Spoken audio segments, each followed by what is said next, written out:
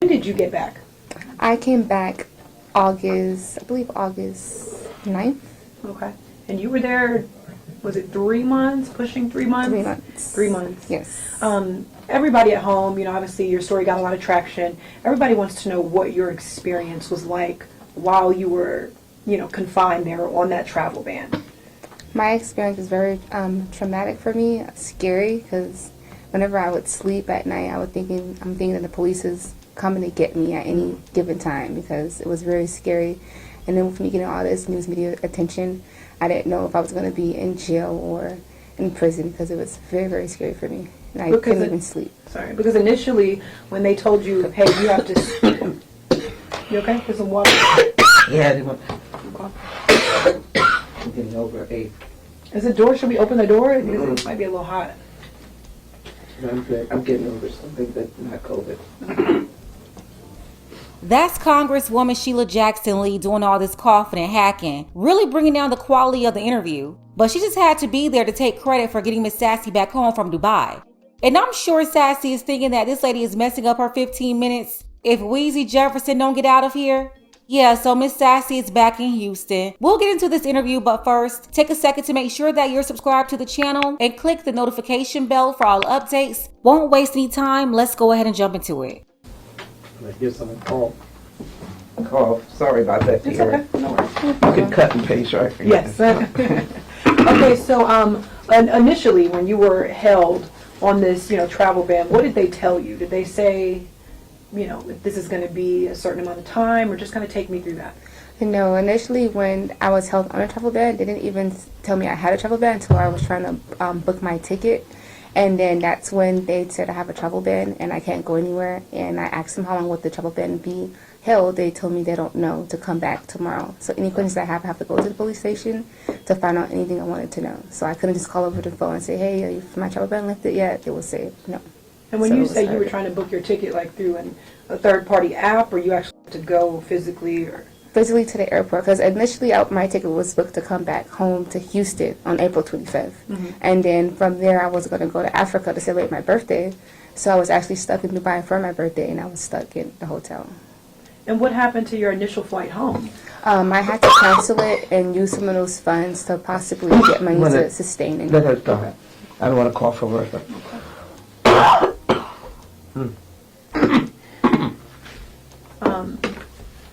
You want to answer that again? Take your time. Yeah.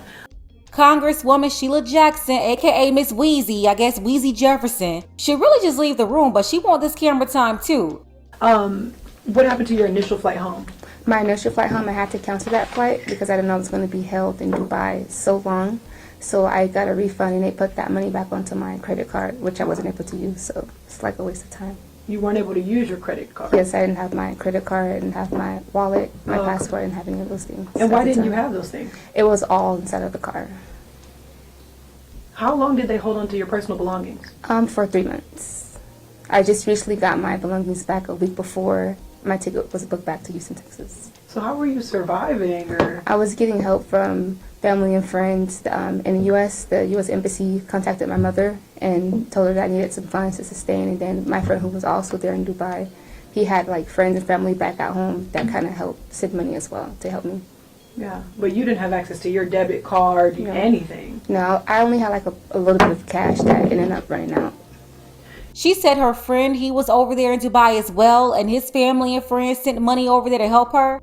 So the black man and his family and friends had to sustain her, huh? These out-of-control, strong, independent feminists always seem to need black men to do something, because the truth is most of them cannot do anything alone. And when they don't have a black man helping them, they have the government. And we have to be honest, the percentage of women who could really do it all by themselves is like a non-existent. And how did that, I know this started with a fender bender, but can you take me back to that day when this happened and you went into that, rental car place? Just kind of how did that all happen, if you could just briefly explain? Well, the first 3 months of the car, everybody was very nice and welcoming, and I was excited that I was going to have a car to, explore Dubai. And then from there, the fender bender happened, and things just changed drastically. It wasn't the same mood. It's they were so angry with me, and I was like, why are they like this? Accidents do happen, and they were just very mean, and So was you got nervous. into an accident, Yes. and then you went back to the rental car company to tell them you gotten in an accident. I got into an accident, and the police, they towed the car, and then they already kind of know that the car was towed because the police let them know that, but I also told it myself. And then I went back to the rental car company to let them know what was happening. And so some people might ask, why didn't you get your belongings out of that rental car? They didn't allow me to do that. They just took whatever they saw. So I asked about it, and they were like, oh no, go to the rental car company, that's where your things should be. So I went back there, and the rental car company said, go to the impound. Went to the impound, and the impound said that in order for you to get your things, you have to call the rental car agency, and they have to allow it. And so they didn't allow me to get it, so I was just trapped. So after the accident, your things, like your purse, was in the car. Yes, everything. And the police come, they take a report, and then they tow the car, and they didn't allow you to get your purse? No, they took me and my friend to jail, They took you guys to jail, but I was released. and they wouldn't let you take your purse with No. you. They had everything, I guess they left everything in the car, they looked over it or didn't see it. I didn't even know I was going to go to jail. How long were you in jail for? I was in jail for a day. And when you went to jail not because did you yell at you? That was a different occasion. The screaming case happened when I went to the rental car agency to get my stuff. So That's you a went to totally jail different just thing. for the fender bender, Yes. and they didn't tell you why, or They released me and they kept my friend, and so I was free to go, and I explained to them, it's okay, you can go. And then they said, your belongings should be with the rental car agency. They called them and they told me I could come over there. So Gotcha. I went there and I took the bus, and things happened from there. And were you Listen. driving? No, Okay. I was not driving. So you weren't even the driver here. No, Okay. I was the passenger. And then when you got into that rental car company, what was that exchange? When I got there, they asked me what happened, and I explained to them what happened, and then they said, okay, well, we'll see about getting your things, and then everything they kind of just switched up. It's almost like they were playing a game with me, and they were asking me to give them a bunch of money, and I was like, why are you requiring so much money? And the car wasn't even due to be returned yet, so I was kind of shocked. And then they were like, well, you get the car, bring it back, and we'll give you your things. I was like, how can I do that if you guys have my wallet, my passport? I can't even go to the rental, I can't even go to the impound to retrieve the items, but you guys have my ID. They're not going to let me do that. Mm-hmm. And they said, well, we can write you a release form, and which they never did. They just kept saying, we're going to do it, we're going to do it. They never did it. So me and the guy, we get into like a discussion, and he was yelling, and he got very upset with me about the car. And then I was like, hey, I wasn't even driving. I was only the passenger. And he was like, well, you need to figure out how you're going to get your things. And I was like, that's not fair. The police said that I can get my things. And they said, no, we're not giving it to you. So figure it out. And then after that, I walked away, and he followed me outside, and he's like, hey, I'm going to call the police on you. So at that point, that's when things got very heated. Yeah, she's leaving out so much of this story. That's why it's not making any sense. For one, she and the friend went to jail right after the accident, and she was released after 1 day in jail. The car wasn't due back to the rental car company yet, but it was in the impound. And it sounds like the rental car company wanted them to be responsible for the impound fees. They wanted them to bring the car back. She's making up excuses, saying that she could not get it back without her ID, but also said the rental car company offered to give her a form that will allow her to do that. But no, the reason why that didn't get done is because she really didn't want to do that. Why? She did not want to get the car out of the impound and be responsible for the fees. Then as an American, she's over there in a different country and started doing the only thing that she knew how to do. That's throwing a temper tantrum to get her way. But she messed around and found out that going off, getting loud, and cursing people out didn't work the same way that it did in America. In a previous interview her mom did, she said that she was going to pay the fees, but they didn't let her. No, this woman did not want to pay for anything. She just wanted her stuff back and didn't want to be bothered with the situation. And I bet they didn't have insurance either. Then she's acting like he followed her out the door and all of a sudden called the police, leaving out everything that happened in between. No, Sassy, you turned up inside the building and then tried to stump off like you normally would handle business. But again, this time you tried that in the wrong place. Did you lose your temper?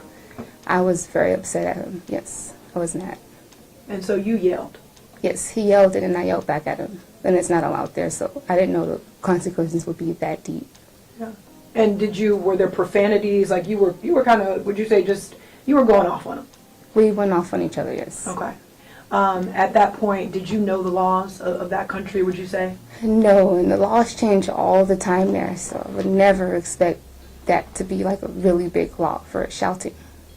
And this is the part that Dubai authorities are saying that she and her mother completely distorted. Really, Sassy, her mother was only repeating what she told her. She wasn't charged for simply shouting. Click the link below to see this woman's behavior. See an example of how she would normally handle herself. In that video right there, that's the type of behavior that she's known for. It's very hard to believe her. They wanted you to go get that car out of the impound and you didn't want to pay the impound fees. And we all know she was using profanity, which is against the law there. But that's the only way these flamingos like her know how to communicate. This whole "it was the both of us" and spreading the blame because she doesn't want to take accountability for her own actions. It was her flip mouth that escalated the situation in the first place. And I wish the reporter would have allowed her to answer that profanity question. She just skipped over it. I never expect that to happen to me. No. And you found yourself stuck there for 3 months having to figure out how to sustain yourself and things of that sort. Yes. What was the main takeaway for you, or what would you say, I guess, to other people thinking to travel to Dubai? I would say definitely read up on the laws first. But I also respected Dubai, so I was always very cordial about the laws when I went out and how I dressed. And I was also told people who visit Dubai or any other country when you're on vacation, you come out better just getting chauffeured around for the experience. Don't even drive at all. Don't even do it. It's not a good idea. I agree with her on those 2 points most definitely, but the lesson that she didn't learn was about her reckless mouth. It wasn't just about not knowing the laws and about driving. It's how you handled yourself once you got into that situation. Very disrespectful and ratchet, and that's what got you stuck in Dubai for 3 months. Your mouth, your attitude, it made a bad situation worse. And then she's refusing to take accountability for it. That's why that lesson wasn't learned. Mom, I know this was... Okay, you wait 1 second? Okay.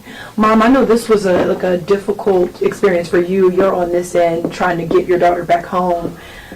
Ballpark range, how much did family, friends spend just to keep her afloat and then get her back home? Difficult to say the least, but I would say the minimum would be about $3,000 per month, depending on where she was staying and how much help she needed and what fees she was paying. Yeah. So she needed the basic housing, she needed utilities, she needed a lot of money for transportation because she was traveling back and forth from her housing to the police station to get information or to provide them with information that they were requesting from her. The cost of food. So basically we were maintaining a household there. Yeah. And how much, I don't think we asked this question, how much was the rental car company trying to get you to pay initially?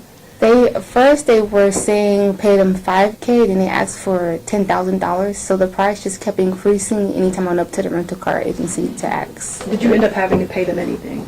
No, not in the end, no. Sounds like they didn't have insurance. When you get into an accident, the company, they can continue to charge you for every day the car is not back in their possession, or every day the car is out of service and unable to be rented. Even in America, I've seen people here get into accidents without insurance and being charged $15,000, $20,000 by the company. I mean, really all she had to do was contact the embassy. And once that was settled, get a plane ticket back to America. No, this situation got all the way turned up just like her, because she wanted her stuff back without having to do anything at all or being inconvenienced in any way. She also could have just gotten the car out of the impound too. That would have solved this. Whichever way she decided to go, turning up and going off, that was not the move. That was dumb. You don't get your way just by cursing and yelling. Maybe that worked for her throughout her life, but she found a place that would not let her get away with her disorderly conduct. And when you found out, how did you find out that your travel ban had been lifted? I actually got a call from somebody. They actually called my friend's phone. They said, hey, your travel ban has been lifted. You can come down to the public prosecution office and pay us 5,000 AED, which is, I forgot how much that is in US dollars, but 1,392 because it came from me. Okay. yeah. She remembers. Okay. And then they gave you your belongings back. Well, I ended up getting my belongings back from the officer like a day prior to that. So everything kind of worked with the faith of God. I was really excited. It was like heaven. So I went to the police station and they helped me get my things back. And I explained to them what happened. And it was so easy. I didn't have to pay anything to get my belongings. I was so excited. I got my phone, my wallet, and my passport. And my flight was booked as soon as the next day. And you left. And I left, yes. What do you think changed? Because you were being held there. You were getting the runaround. You weren't getting any answers about when that travel ban would be lifted, when your belongings would be returned. You were surviving without a credit card. What happened? Why did that just shift? I got in contact with my mom. I finally told her like what was happening. I was kind of like afraid and ashamed that, hey, I'm stuck up here for shouting. It's kind of embarrassing. See, her mom simply got that lie from her. Then she and Quanell X went all over the news with it. You did not just shout, ma'am. She's trying to trivialize how she was cutting up. So she got in contact with Rhoda Sterling out of detained in Dubai. And then I got in touch with U.S. Embassy. U.S. Embassy got in contact with Miss Congresswoman Sheila Jackson Lee. And from there, my mom kind of got in contact with other people here in Texas, and everything just started taking off from there. And I also got help with Patrick, the U.S. consulate in Dubai as well. He was very helpful too. Congresswoman Lee, when you heard, just my question for you is, when you heard her story, what were your thoughts, and what caused you to kind of jump in the way you did? Well, I have been an advocate for hostage return and Americans overseas and for a very long time. Do a lot of international work as a member of Congress from various war zones and issues there, and so I was very, very tuned in to how painful it could be when you are lonely and when you feel left alone, and how painful it is for her mom or the relative of the person that is inappropriately held. She had not been declared wrongfully detained, which is a status that the State Department gives. But having just recently gone through, as I indicated, the fight for Brittany Griner to return home, wrongfully detained, Trevor Reed, wrongfully detained. OMG, stop it. Trevor Reed was a drunk who went tussling with the popo in Russia of all places. He was not some victim. Sheila Jackson Lee is really full of it. And then Brittany Griner wasn't wrongfully detained either. Glad she made it back home and all, but we can't just sit up here and act like she didn't get locked up for no reason. She broke the law. A drug law in an Eastern country. Yeah, over here in the West, what she had on her would have been a petty offense, and in some places in America, it's 100% legal. But Brittany tried it. She knew where she was going, and it wasn't legal. So stop acting like Brittany got locked up for no reason. And then Miss Congresswoman talked about all of this international work as a member of the Black Do Nothing Caucus, but she and her colleagues can't seem to get anything done for the Black people they're supposed to be representing in America. She's spending her time trying to get media attention for helping a city girl get back from Dubai. But what is she and the Black Do Nothing Caucus really doing for Black Americans? Still though, I blame that on Black people, because as the Black Caucus continue to disrespect us, we shouldn't even be voting for these people. They should be out. That's a different story though. Let's continue. Paul Whelan, who is still in Russia, wrongfully detained, and then a number of hostages in places such as Iran. I just knew that it is important to know the protocols of nations and to be respectful, but I also know that they can take advantage of Americans, and this is a young American, and so when Mrs. Baxter called, when she had gotten in touch with Donnelly Keith of Fox 26, and she called, and then I called Ms. Baxter, and then I began starting from the State Department and with the Consul General, and then as the Consul General was traveling back to Dubai, then Patrick and I reached each other, and that really was a deep engagement, because every step of the way I began to push him to negotiate on behalf of Tierra, to really get pushy, because I knew that's how you do it. You have to show the strength of the United States government. So as he did that, things began to happen, and I'm very grateful, such as negotiation with the other persons in the car accident, because that was still outstanding about what they might do. And if they had done something, it might have made it more difficult for her, meaning an action. Right. And so I'm very grateful to them, and she's mentioned prayers, and they prayed, and they worked and decided they would feel more sensitive to her plight. And so they stepped away. And then the engagement with the police, who knew she wasn't the driver. The travel ban came because of the incident, and again, it was pushing the United States government. Patrick and the council office represented. Then they showed up, then you are not alone. Just imagine being alone. You're really not able to sort of navigate yourself, because you mean well, they look at you as if you purposely offended their protocols, their mores, and you really haven't. And so it really is a statement that, one, the federal government is important. We are Americans, and we should have the feeling that there is that protection. If we have not done so catastrophic criminal acts that clearly were meant to do harm or to undermine their actual laws. And in the instance of Tierra, she made a point of not knowing which law was in fact in order or in place, and what was appropriate and what wasn't. And this is modern day, so you wouldn't typically think, unfortunately, of a shouting engagement that would put you where you was. And they all keep saying shouting. The Congresswoman just said shouting engagement. And then she's talking about living in modern times like Americans should have the right to act like a plumb fool everywhere we go. No, sorry, Congresswoman. That may be allowed in the West with little to no consequence, but not in the East. And her not knowing laws or repeating that laws change, that's no excuse. In Dubai, they didn't change anything, especially during the time that she was there. She's trying to make it seem like they switched the laws up on her. Like, stop it. They've been very consistent. What they want to do is make them change their laws so Americans can go out there and cut up. I maintain that the State Department answered my calls immediately. I think Patrick was calling Mrs. Baxter all hours of his night. I was calling him all hours of his night. I woke him up on many occasions because we're the opposite side of the time, to get him to keep moving, or to get the government to keep showing them that this person is important and she should come home. And very grateful that that push, that process, got her where she needed to be. Belongings back, credit cards back, ability to get an airplane, and that travel ban off. That was very important. Very good. And then, really, tell us, who is Patrick again, just for...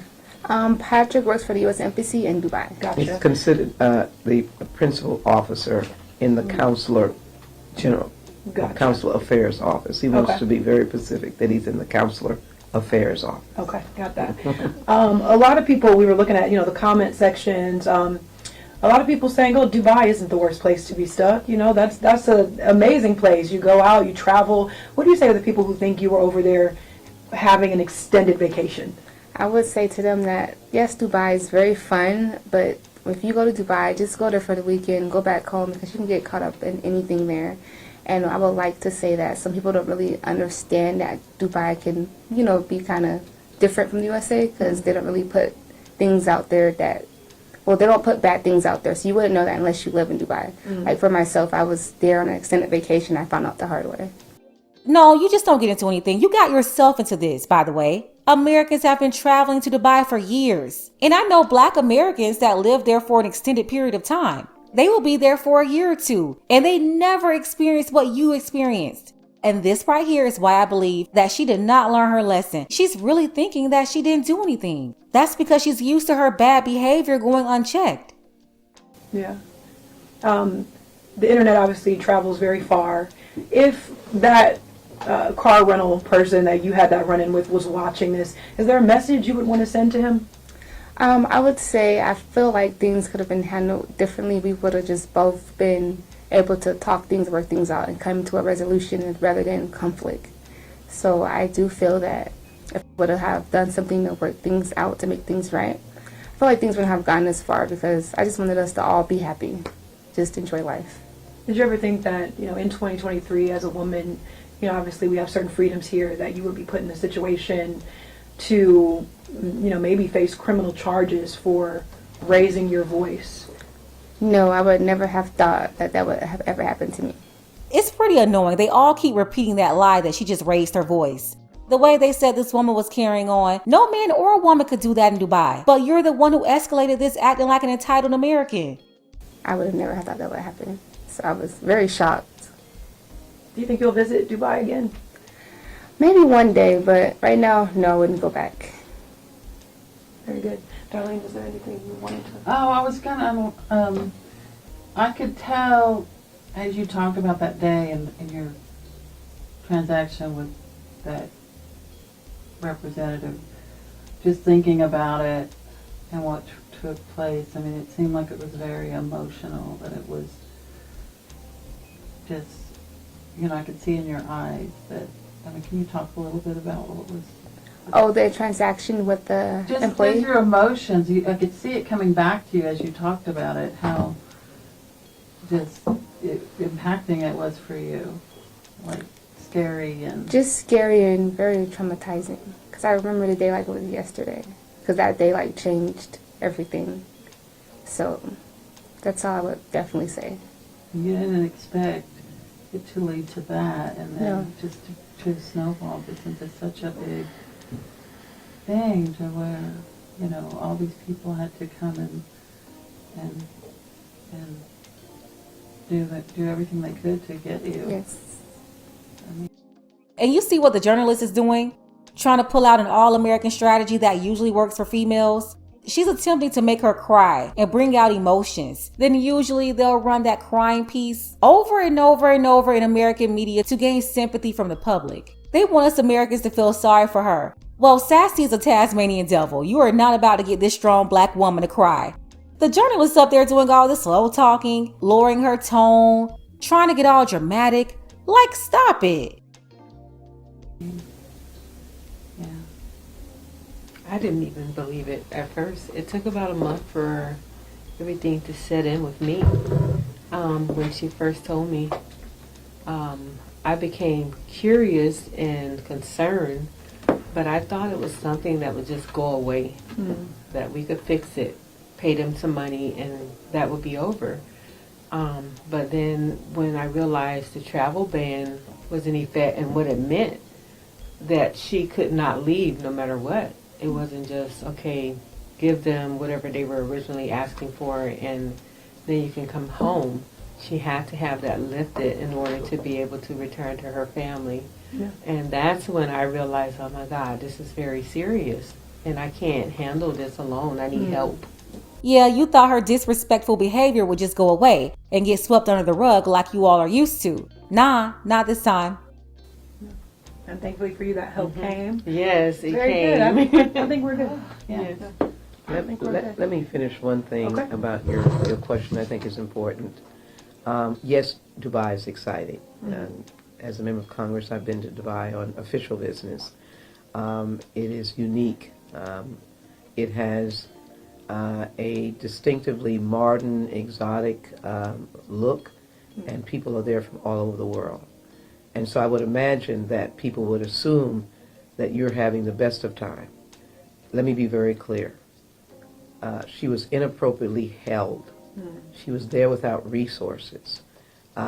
She had a travel ban of which she was not made aware of.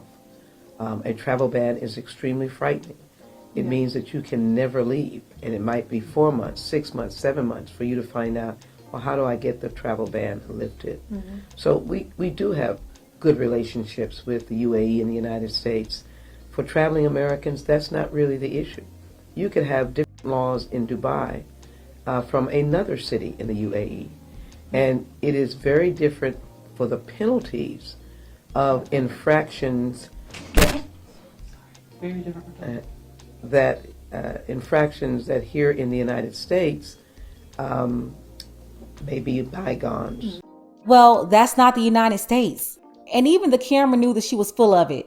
Like, what's going on in there? The camera dropping all over the place? But no, Congresswoman, she was not wrongfully held. She broke the law. And yes, Dubai has a modern look, but they definitely don't share these modern American values.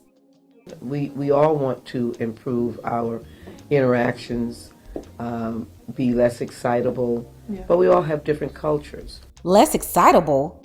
You mean disrespectful? This is really a politician here. She's twisting and spinning these words. A professional politician. And so, my counsel and advice is that as you travel, no matter what age you are, know the protocols of certain countries, and make your decision as to, is that a place where I'd like to go? It is beautiful. Do I want to see the beauty of it? And then I know what I have to do. And always check in with your embassy, your consular office, and many Americans don't do that. When you arrive, always go and check in, indicate I'm here, here's my passport number, so that they are already familiar that you're in the country. A disaster could occur, mass incidences could occur, they know where to find you. But just imagine a traveler, and Tierra's a young traveler, certainly not a stranger to internationalism, but young traveler, and you don't know about just a simple disagreement at a car rental place. And for Americans, I think we're well familiar with disagreements at a car rental place. Thank you, car rental places, we appreciate you. And so it usually is worked out, or your credit card is charged, or some way your matter is resolved. In this instance, between the car accident, she was not the driver, police taking the car, and then each person pointing to the other entity of how you're supposed to get your belongings. Yeah. But you're without credit card, cash, and passport. And there's nothing more frightening to be in another country without your identification. And particularly your citizenship identification, your origins identification. It's very, very important. So it's a little bit different when, no matter how beautiful a place is, when their mores, their laws go in place, and you then become, in essence, the victim. But the word is, know where you're going, notify the embassy. And again, I want to thank the State Department and the Consular Affairs Office and the principal officer, whose first name was Patrick and last name Tamara, to be able to work every day to bring her home. Very good. She will have an experience that she will not have forgotten. I'm sorry that it was in that manner. I was waiting for it. I told y'all in the last update when we found out that she was coming home that they would try to position her as a victim. This female went breaking the law in a foreign country, and now she's a victim. Just some little poor baby who did nothing wrong. And see, that's why she's not going to change her ways. Ultimately, she's thinking that she's right, or what she did wasn't that serious, because her friends, boyfriends, her mama, her family, they allowed her to get away with this behavior in the past. You would think that she would walk away with an attitude adjustment, but no. At this point, she's just trying to walk away with some extra attention. Let's go ahead and get the conversation started. Do you think Miss Sassy learned the main lesson here? If yes, you believe she learned her lesson, drop yes below in the comments. And if you don't believe that she learned her lesson, drop no below in the comments. Special thank you to Jason A. I appreciate you, Jason, for all of your support. Don't forget that you can support this channel as well. Links to Cash App and PayPal are below. Ladies, fellas, want a balanced analysis, want the truth from a woman's perspective? Then you're going to want to subscribe to this channel, and don't forget to like and share.